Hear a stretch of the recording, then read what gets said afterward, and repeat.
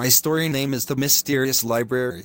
It was a chilly evening when 16-year-old Zara found herself standing before the gates of an old, abandoned library. The townspeople often whispered about it being haunted, but Zara didn't believe in such tales. She loved books, and the idea of a forgotten library filled with secrets was irresistible. As she pushed open the creaky iron gates, the cold wind howled, almost as if warning her to turn back. But curiosity had already taken over. With her flashlight in hand, she stepped inside. The air smelled of old paper and dust, and the wooden floor groaned under her feet. Rows of towering bookshelves stretched into the darkness, and cobwebs hung like curtains. She scanned the spines of the books, all of them ancient and unrecognizable. Suddenly, a loud thud echoed from the far end of the room. Zara froze. "Hello?" she called out, her voice trembling. No answer. Summoning her courage, she walked toward the sound. Her flashlight flickered, casting eerie shadows that danced on the walls. When she reached the back of the library, she saw a book lying open on the floor. Its pages glowed faintly, as if they held a light of their own. The book's title read, "The Keeper of Secrets." Intrigued, Zara picked it up. As soon as her fingers touched the pages, the world around her shifted.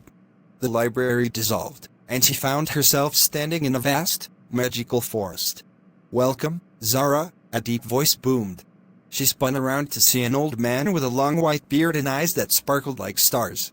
He was wearing a cloak adorned with symbols that seemed to move. "Who are you?"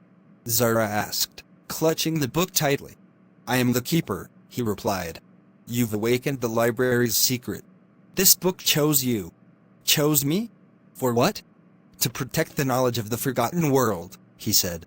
"But beware, not all who seek the library's power have pure intentions." Before Zara could ask more questions, the ground shook, and shadows emerged from the forest, their glowing red eyes fixed on her. "They found us," the keeper exclaimed. "You must run, Zara. Protect the book at all costs." Zara didn't need to be told twice. She sprinted through the forest, dodging trees and leaping over roots, the shadows chasing her relentlessly. As she ran, the book in her hands began to glow brighter, guiding her through the maze-like terrain. Finally, she reached a clearing where a shimmering portal stood. Without hesitation, she jumped through it, landing back in the library. The book snapped shut, and the glowing ceased. Panting and shaken, Zara looked around. The library was silent again, as if nothing had happened. But when she glanced down, the book was gone, replaced by a small, silver key in her hand. She didn't know what the key unlocked, but she was certain of one thing: her life had just become much more interesting. And this was only the beginning.